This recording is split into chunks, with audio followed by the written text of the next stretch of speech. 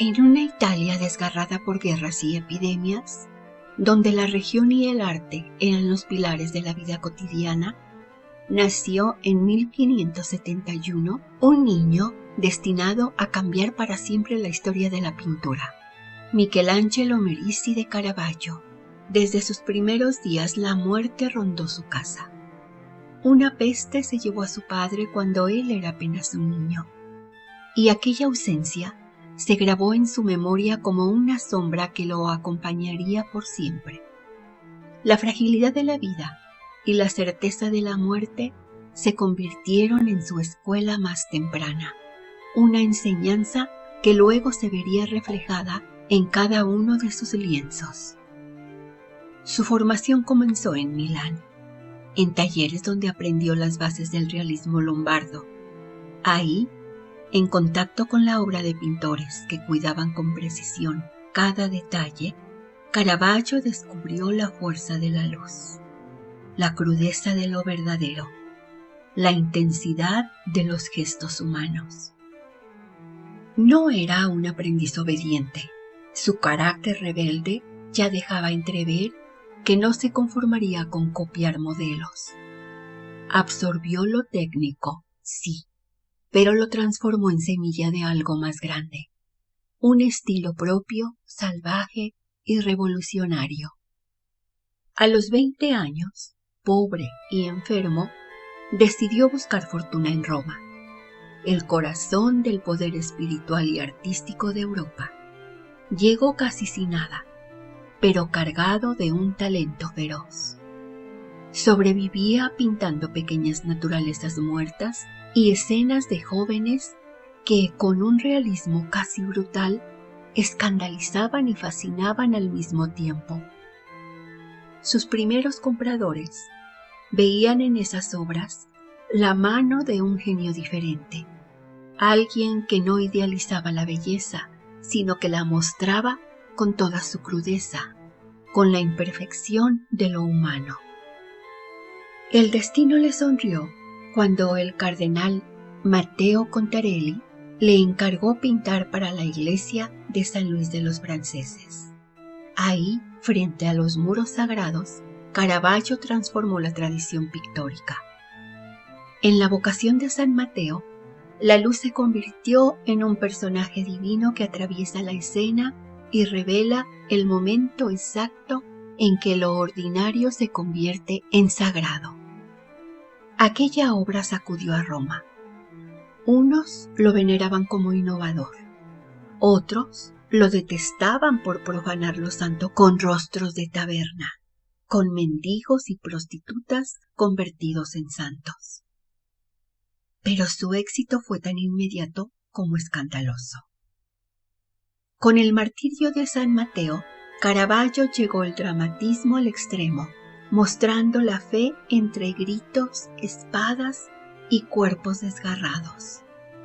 La iglesia no sabía si admirarlo o censurarlo. Caravaggio era amado y odiado al mismo tiempo, y eso lo hacía aún más fascinante. Su pincel alcanzó la cumbre del dramatismo con Judith decapitando a Holofernes. Nunca antes la pintura sacra había mostrado la violencia con tanta crudeza. La sangre brotaba. Los rostros eran humanos, demasiado humanos, y el espectador no podía apartar la mirada. Caravaggio no pintaba ideas abstractas. Pintaba la carne, el dolor, la fragilidad y al mismo tiempo la fuerza de lo divino irrumpiendo en medio de la oscuridad. Ese mismo realismo desafiante lo llevó a crear obras como La incredulidad de Santo Tomás, donde la fe no era un sentimiento elevado, sino una experiencia tangible. El dedo hundiéndose en la herida abierta de Cristo.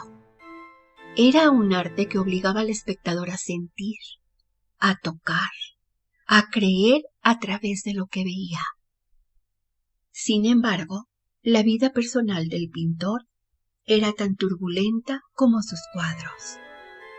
Caravaggio frecuentaba tabernas, jugaba, bebía, se batía en duelos. Su carácter violento lo llevaba de riña en riña, y en 1606, tras una pelea, mató a un hombre. Condenado a muerte, huyó de Roma y comenzó a vivir como un fugitivo. En esa huida pasó por Nápoles, Malta y Sicilia.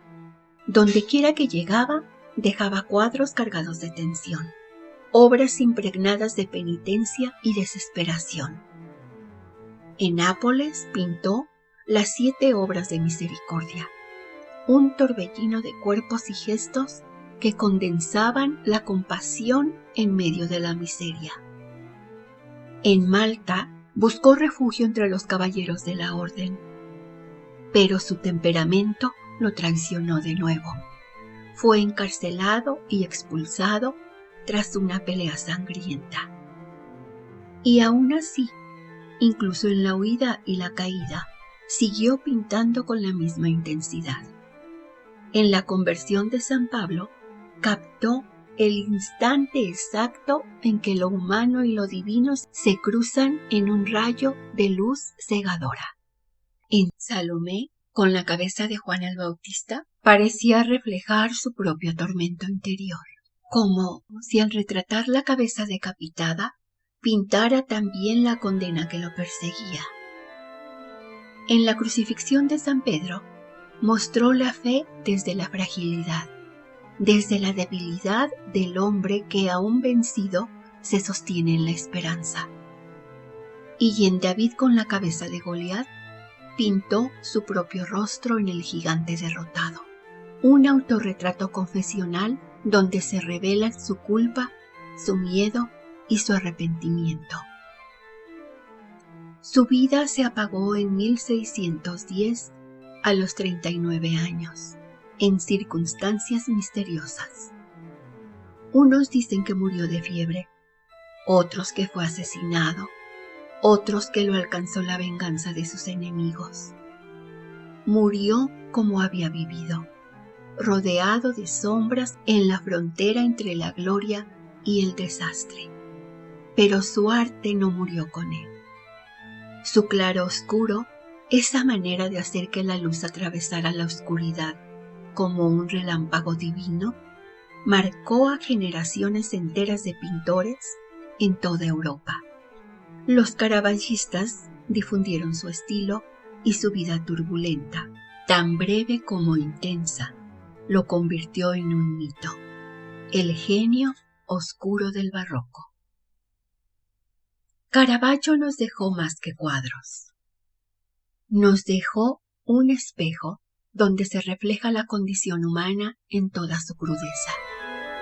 Nos enseñó que lo divino puede estar en lo cotidiano, que la luz más intensa nace de la oscuridad más profunda y que incluso un hombre marcado por la violencia puede crear belleza inmortal.